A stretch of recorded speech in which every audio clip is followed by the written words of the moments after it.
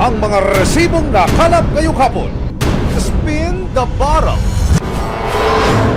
Ito raw ang trip ng isang tropa sa Bulacan, pero ang kasiyahan, nauwi sa tagaan. Sa kalit na happy-happy, naging bloody. Ang susunod tuloy na eksena, tagu-taguan. Diretso na nga ba sa kulungan ang dalawa sa most wanted ng Bulacan? Pasitid! Anak ng overseas Filipina worker na iniwan sa kapatid niya. Paulit-ulit daw na minulestya at pinagsamantalakan ni Tito. Nabang warang pa rin tayo, ha? Makalipas ang isang dekada, kumakatok na ang hustisya na matagal nang hinihintay ng mag-ina. Pero si nanay, mukhang hindi ikinatuwa ang balita na mahuhuli na ang kanyang kuya. Ano mang reklamo, bibigyan tugon. Bawat hinaing at problema, hakanapan ng solusyon. Ito ang bago ninyong sandigan, hindi palalampasin ang mga tiwali at maling gawin. Dito, walang ligtas ang abusado at lalong walang lusot ang may atraso. Dahil ang lahat, hahanapan natin ang resibo. Magandang hapon, ako po si Emil Sumangil. Dalawang lalaki ang sangkot di umano sa pambubugbog at pananaga sa barangay Ipodam, Norzagaray, Bulacan. Pero sino nga ba talaga ang pasimuno ng gulo? Isang malalim na hiwa sa ulo at isa pa sa may siko. Yan ang mga sugat na natamo ni Michael. Di niya tunay na pangalan mula sa pananaga sa kanya nang mapaaway siya.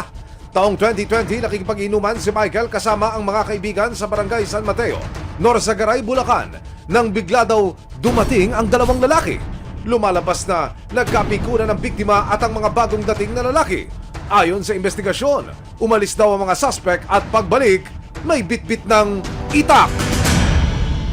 Para mas malinaw ko pong maikwento ang buod ng istorya, binalikan po namin ang crime scene at pinahintulutan po na tayo na makausap ang isa sa mga kasama ng biktima bago ho maganap ang krimen. Ang pinangyarihan di umano ay sa isang salo-salo. Bali, dyan po kami kumakain ng gabi niya. Bali, bumaba po. Dito ho. Bumaba po din kami dito. Tapos, bali, dumaan po sila dito. Dumaan dito. Tapos, Bumalik po sila. bumalik. Ngayon, gustong kausapin ko yung kung ba't nga po. Yun, doon, nagkainitan po sila. Yun na po Dito ko na- nangyari? Saan ho bumagsak yung kaibigan niyo? Biktima. Dito ko mismo. May kanalo, malalim. Ano? Susunod!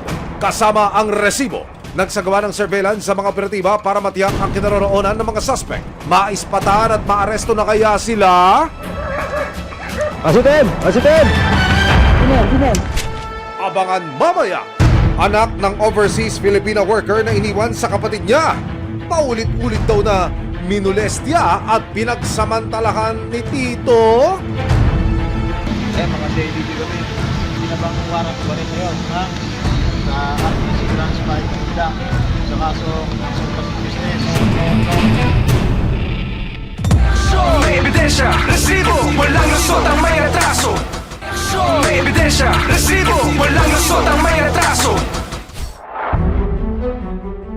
Isang kasiyahan sa Norzagaray, Bulacan na uwi sa hampasan ng kahoy at tagaan?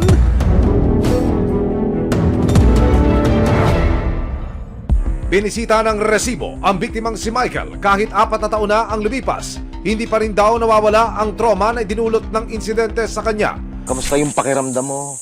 Meron ba nagbago? Opo, marami. Ano yung mga bagay na yun? Mental health po. Sa iyong pangatawan, para ka bang pinanghihinaan ng loob? Opo, kaba. Ipinakita rin ni Michael ang mga peklat na iniwan ng pananaga sa kanya ng dalawang lalaki. Meron ka ring tama sa braso. No? Pwede mo makita yun, anak? Nakamarka pa. Eto. Labas po yung mata. Bukod sa braso, meron ka rin sa ulo. Opo. Nasaan yun? Oh, may guhit yan, nakita. Kasi kumpara sa akin, ito matigas. Ano? Pero yung sa iyo malambot. Ano ba yun? Naapektuhan, talaga nabiyak. Mayroong man dito lubog po sa... Yung bao ho. ng kanyang bungo ay may lubog. No? Yun ho yung kanyang pinararamdaman, pinakikita sa akin. At ayon ho sa biktima, ito nga ho dala nung pagkakaitak sa kanya ng mga salarin. Ayon naman sa ama ni Michael na si Mang Juanito, hindi niya tunay na pangalan, may mga napansin daw siyang kakaiba sa kilos ng anak matapos ang krimen. Iutos namin, parang hindi man niya may masyado na gigit agad na yung iutos sa kanya. Tusa namin siya, magbalik niya, iba binibili niya. Isang araw matapos ang alitan, nagsampa ng kaso ang mga magulang ni Michael sa Malolos PNP laban sa mga suspect. Pero nakatakas agad ang mga ito. Pinuntahan ko rin kaagad yung mga magulang. Nasabi ko, kunin dalawang anak niyo. Hindi nagtago talaga nila. March 2021 nang lumabas ang warrant of arrest para sa dalawang suspect na kinilalang sina Pade Jerones at isang alias Ernesto. Pero nahirapan ang mga operatiba na tumbukin ang mga ito. Ayon sa Criminal Investigation and Detection Group ng PNP Bulacan, namamataan daw lagi sa kabundukan sakop ng Ipo Dam ang dalawang suspect. Si Padi nasa bundok ng Ipo, na may kabundukan niya sa Norsagaray. Nakita si Padi nung isang informant namin, by chance, na nandun doon sa may nagtatanim. Dagdag pa ng mga pulis, aba, malaokra daw sa dulas ang mga suspect dahil nakailang beses nilang natatakasan ang mga operatiba. Dahil dito, naging kabilang sa listahan ng most wanted ang dalawang suspect. Nakatatlo or apat kaming balik dyan sa Ipo Dam. Ang daanan lang dyan is ilog. Mamamangka ka. Pero may oras ang pagbabangka from 6 p.m. Wala nang ibangka. Kaya ang ginawa namin, nag-backdoor kami. From 10 p.m. to 6 a.m. linalakad namin. Para masiguro ang gagawing pag-aresto kasama ang resibo, nagsagawa muna ng surveillance sa mga operatiba ng CIDG Bulacan para matiyak ang kinaroroonan ng suspect. Makikita sa video ang pagtawid ng mga operatiba sa Ipo Dam sa Barangay San Mateo, Norsagaray, Bulacan. Maya-maya pa, positibong natukoy ang bahay na tinitirhan ng mga target, pati na rin ang mga lugar na pwede nilang takbuhan at pagtaguan. Susunod, sumugod na ang mga operatiba at ang resibo. Positive! Positive! Sino yan? Ang pagiging concern ni Tito sa dalagita. Iba raw ang agenda. Minolestya di umanon ang menor de edad na pamangkin. Pinabang warrant pa rin ngayon. Ha? May ebidensya, resibo, walang lusot ang may atraso. May ebidensya, resibo, walang lusot ang may atraso. Laro na nauwi sa pikunan, bloody ang ending. Ang mga suspect, mahirap daw matunton dahil sa galing sa taguan. Gabi ng February 21, 2024, kasama ang resibo, ikinasa ng PNP CIDG Bulacan at 24th Special Action Company, 2nd Battalion, Philippine National Police, Special Action Force, ang paghuli sa mga suspect. Hindi tayo pwede kasi may mga istaktuan, may info na may baril. Hindi tayo pwede maghiwa-hiwalay. Matapos ang briefing, sumugod na ang mga operatiba at ang resibo. Hindi madali ang pagpunta sa target location. Pagkatawid ng ilog, pinasok naman ng mga operatiba ang isang gubat para matunto ng komunidad.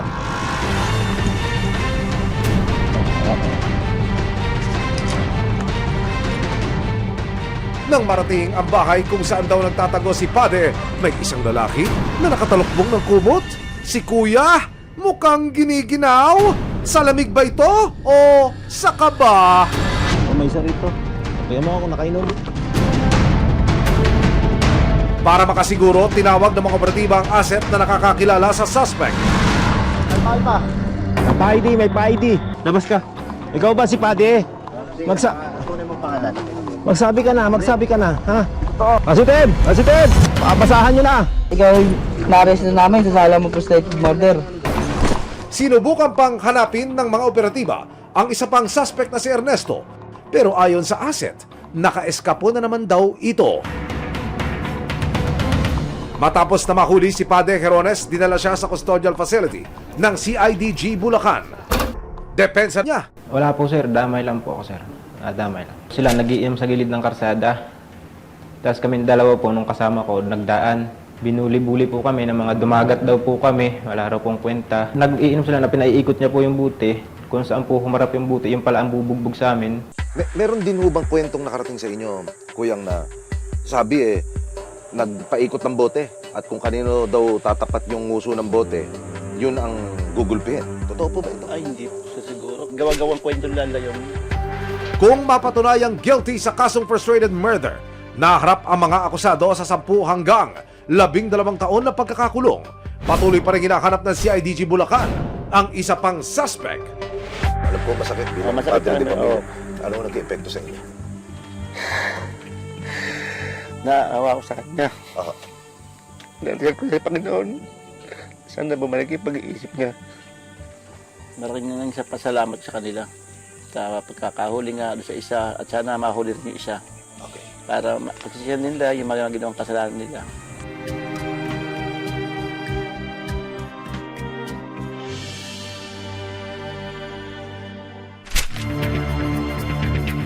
Labing-apat na taong gulang ang isang dalagita nang siya'y halayin daw ng sarili niyang tiyuhin. Agad nagsampa ng kaso ang kanyang ina laban sa kapatid nito. Pero nang mahuli na ang suspect makalipas ang isang dekada, tila lumambot ang puso ni nanay at gusto yatang ipaurong ang kaso laban sa kuya niya. Mag-isang itinataguyod ni Sarah hindi niya tunay na pangalan ang kanyang 4 na anak. Kaya naman kahit mabigat sa kalooban, nagpunta siya sa Kuwait para magtrabaho bilang domestic helper noong 2013. Nag-usap naman kami mag-ina, hindi pa pwede na i-transfer kita. Ipinagkatiwala niya ang anak na si Alisa, hindi niya tunay na pangalan, sa kanyang kuya na tinawag naming si Lando. Sobrang hirap sa isang ina lang. OFW pa ang nanay. Habang nag-aaral ang dalagita, sumasideline siya sa kantin ng kanyang tiyuhin. That time na yun, nakiusap ako sa kuya ko kung pwede kahit mag-working student para magkaroon siya naman ng sapat na allowance. Naging maayos naman daw ang relasyon ng magtito. Pero gabi ng December 2012, nang malasing daw si Lando, dito na raw nagsimulang magkalamat ang relasyon ng dalawa. Ang ano ng kuya ko daw, parang nagselos dun sa matanda na yung lalaki, kausap niya po. Parang galit na galit siya. Pinauwi siya ng salita na pangit. Ang pagiging concern ni Tito sa dalagita, iba raw ang agenda. Nilolestya di umano ni Lando ang menor de edad na pamangkin. Ang nangyari doon, parang siyempre yung anak ko, na-stress siya. Hindi na nakapasok ng school kasi nga nagtatrabaho, puyat na puyat. Kaya ang ginawa niya pinangsamantalaan yung bata. Matapos ang isang buwan, isang tawag ang natanggap ni Sarah mula kay Alisa. Nagsumbong na raw ang kanyang anak tungkol sa ginagawa ng kanyang Tito Lando sa kanya. Umiiyak siya sa akin. Hindi siya makapagsalita. Parang tinatakot kumbaga. Ang masakit. Relative ko pa. Kaya nawalan ng gana ang anak ko na aral. February 2013, napilitang umuwi si Sarah ng Pilipinas para samahan ang kanyang anak sa police station. Sila po ay nagpunta sa aming tangkapan upang magreklamo laban po sa gumahasa sa kanyang anak. At yun po ay kanyang tiyuhin. Agad po namin siyang nirefer sa PGH po, Children Protection Unit. Opo, amin pong ipin-examine, genital examination po. Positibo po na sinabi po doon sa resulta na siya nga po ay pinagsamantalahan. Kinasuhan din siya ng acts of lasciviousness in relation to Republic Act 7610 o Anti-Child Abuse Law. 2 beses po kasi na naisalaysay ng biktima na siya ay pinagsamantalahan. Kaya ang rape po na naisampa ay 2 counts. 12 taon matapos ang pangahalay di umano ni Lando sa pamangkin na si Alisa, March 18, 2024, inilabas na ang warrant of arrest laban sa suspect. Sa kadalasan po na mga hawak ko pong kaso, tumatagal po yun kapag po hindi nag-a-attend po ng mga court hearings. Hindi naman po kasi agarang pwedeng ibasura ang mga ganong klaseng kaso. Number 2, top most wanted ng MPD. Nag-research muna tayo. Nakakuha naman tayo ng asset dun sa malapit dun sa area na pinagtatuguan nitong ating subject. Ang ating subject ay isang maghahabal-habal. Ibinahagi sa resibo ng mga operatiba ng CIDG, Detection and Special Operations Unit, ang surveillance video na kanilang nakunan bago nila isagawa ang pag-aresto sa subject ng police operation. Ang video pong ito ay kuha sa loob mismo ng Intramuros, Maynila. At sa impormasyong ating natanggap mula ko sa mga pulis, driver ng isang motorcycle taxi ang subject ng police operation. Dito lang yan sir, sa may circle ng pier. Dito lang tumatarima yung yung subject natin. Nagbiyahe. Dito lang yan siya sir, dito lang siya paikot-ikot lang. Nang makumpirma ang lokasyon ni Lando April 3 nitong taon, kasama ang resibo, ikinasa ng Criminal Investigation and Detection Group DSOU ang long overdue na pag-aresto kay Lando. Natuntun siya habang nagtatrabaho bilang rider. Kuya Lando, huwag na po kayong kumuha ng booking dahil ang inyong next drop-off, guess where? Walang iba kundi sa presinto. Alam mo naman yung mga mo, diba? Mga CIDG kami. Pinabang warrant pa rin sa'yo, ha? Sa RTC Branch 5 Manila. Sa kasong subversive business. Saka 2 counts of rape. Pagka-aresto, dinala na siya sa opisina ng CIDG. Nakapanayam ng resibo ang suspect. Hindi nyo alam na may warrant kayo? Wala sir, hindi ko na alam sir kasi alam ko wala na ngayon sir eh. Kasi baga na hindi ko alam nag-aakyat ng kaso yun sir eh. Nabigla ako sir, nadampot ako dun sa amin. Ayon sa kanya, dumikit lang daw ang braso niya sa kanyang pamangkin. Pero yung bata, yung sinasabing napagsamantalahan mo, anong ginawa mo ba talaga Wala dyan? sir, wala sir. Napalo mo, hindi rin, di ba yun? Ano ko lang sir, di ko naman na yung kumbaga lang na nag-ano kami lang sir, dikit lang wala namang ano sir, wala kami nang nangyari sir. Siyempre bata yun sir eh. Nang tawagan namin si Nanay Sara para kumpirmahin ito, ang nasabi lang niya ay, "My child is not a liar." Itinatanggi niya ko yung mga paratang, pati na yung mismong krimen. Alangan po na gawa ng anak ko po. Ayun po, siyempre kahihiyaan ng anak ko po. Alangan po na gumawa siya ng hindi maganda na kasalita po. Yung anak ko po, sinordinan po. Pero April 5, 2024, nang magtungo si Nanay Sara sa CIDG DSOU para makita ang kanyang kuya, tila nag-iba ang ihip ng hangin.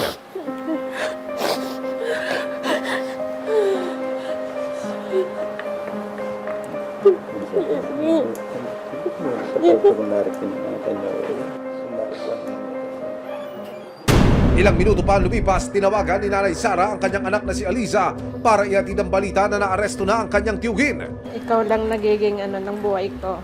Sabi mo nga sa akin, bigyan mo ng katarungan ng nangyari. Ito na, pero sobrang sakit, anak. Hindi ko lubos maisip.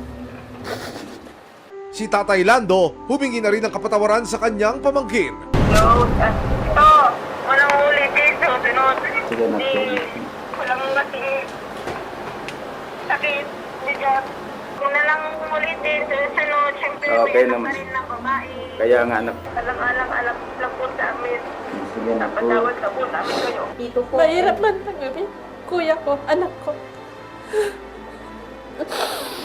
Wala akong panghuhugutan ng lakas ng loob. Kundi mga anak ko. Hindi na nagpaunlak ng panayam si Aliza sa resibo, pero ibinahagi niya na nagpupursige siya ngayon para maging isang pulis. Kahit nagkapatawaran na ang magkakaanak, batas pa rin ang masusunod. Tuloy pa rin ang paggulong ng kaso laban kay Lando. Mayroon po kasi siyang kaso pang iba na rape at 2 counts. Yun po ay habang buhay po niyang pagdudusahan. Kaya kahit mag-bail po siya dun sa acts of lascivious business, mananatili pa rin po siyang nakakulong.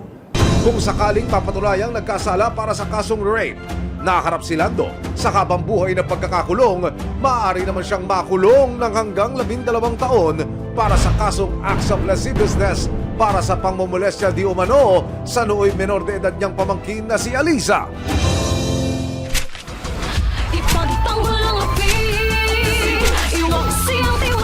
Sama-sama nating ituwid ang tiwali at baluktot. Itakwil ang maling gawi at modus na bulok. Walang ligtas ang abusado at lalong walang lusot ang may atraso. Dahil ang lahat, hahanapan natin ang resibo. Hanggang sa muli, ako po si Emil Sumangit. May aksyon, may ebidensya, resibo, walang lusot ang may atraso.